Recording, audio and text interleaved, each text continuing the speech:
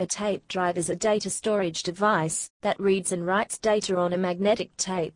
Magnetic tape data storage is typically used for offline, archival data storage.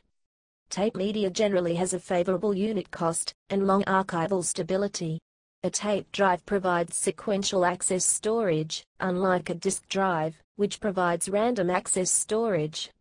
A disk drive can move to any position on the disk in a few milliseconds, but a tape drive must physically wind tape between reels to read any one particular piece of data. As a result, tape drives have very slow average seek times. For sequential access, once the tape is positioned, however, tape drives can stream data very fast. For example, as of 2010, linear tape open (LTO) supported continuous data transfer rates of up to 140 MB/s, comparable to hard disk drives. Contents. Design. Tape drives can range in capacity from a few megabytes to hundreds of gigabytes of uncompressed data.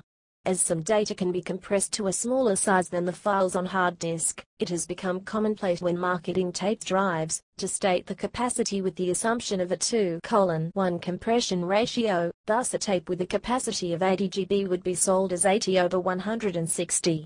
The true storage capacity is also known as the native capacity or the raw capacity.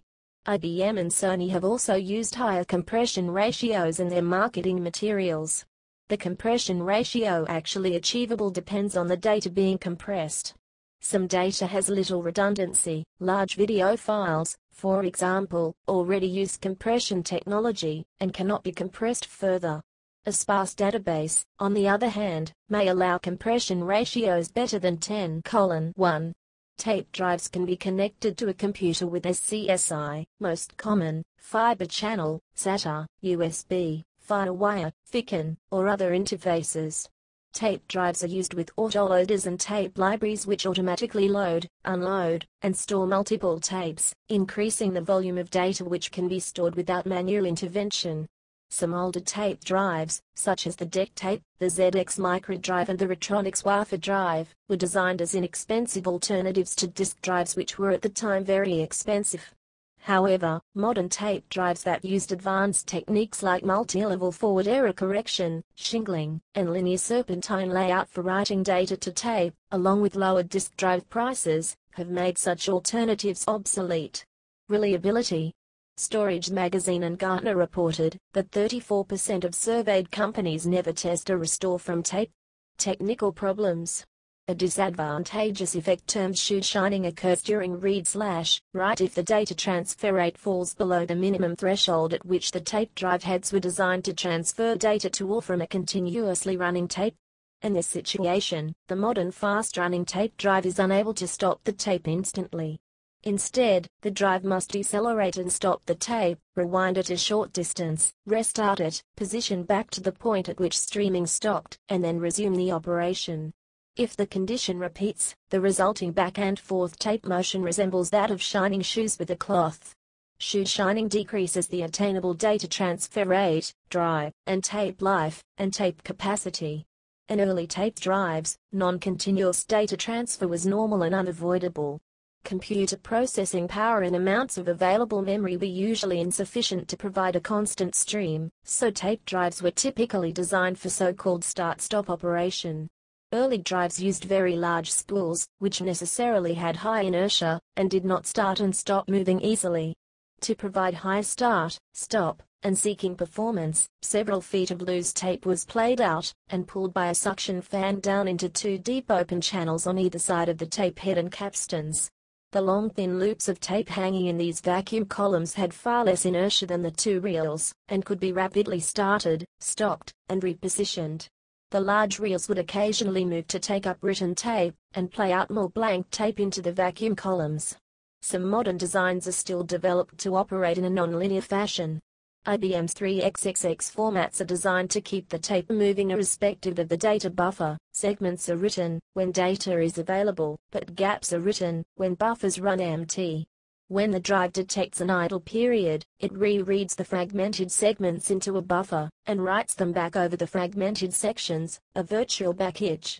Later, most tape drives of the 1980s introduced the use of an internal data buffer to somewhat reduce start-stop situations. These drives are often referred to as tape streamers. The tape was stopped only when the buffer contained no data to be written, or when it was full of data during reading.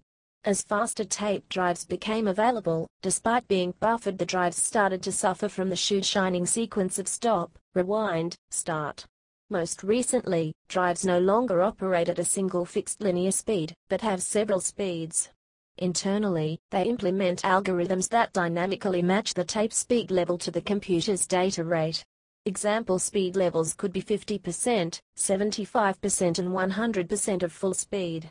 A computer that streams data slower than the lowest speed level, for instance at 49%, will still cause shoe shining. Media. Magnetic tape is commonly housed in a casing known as a cassette or cartridge, for example, the 4-track cartridge and the compact cassette. The cassette contains magnetic tape to provide different audio content using the same player. The outer shell, made of plastic, sometimes with metal plates and parts, permits ease of handling of the fragile tape, making it far more convenient and robust than having spools of exposed tape. Simple analog compact cassette audio tape recorders were commonly used for data storage and distribution on home computers at a time when floppy disk drives were very expensive. The Commodore Dataset was a dedicated data version using the same media. Market trends. In 2007, Gartner analyst Dave Russell predicted that recovery will move from tape to online disk-based storage by 2011, causing a major shift in the backup market. Future capacity. Tape drives have yet to reach their maximum capacity. In 2011, Fujifilm and IBM announced that they had managed to record 29.5 billion bits per square inch with magnetic tape media developed using the Bayfair particles and nanotechnologies, allowing for an uncompressed tape drive of 35 TB. The technology is not expected to be commercially available for at least another decade to be